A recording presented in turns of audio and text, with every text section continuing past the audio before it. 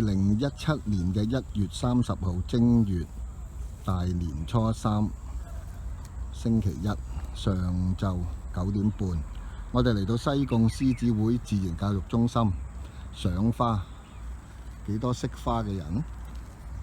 首先睇嘅呢就係李花，跟住我哋會行去三星灣，再行去西貢食雞。呢就係李花啦，玉李啊，呢種花唔係暴力嗰種，係呢隻李花，我哋李家嘅花。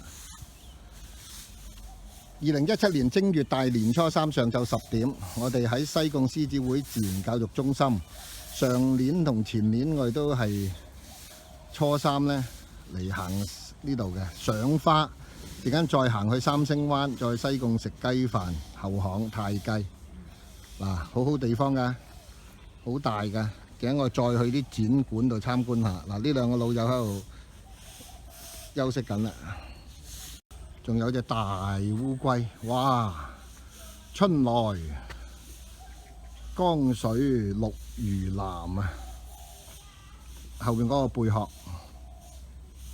11點15分，我哋而家落到嚟西貢嗰個遊艇會，我哋喺蕉坑獅子會自然中心嗰度行過嚟嘅。哇！太多靚屋啦！啊，幾好地方！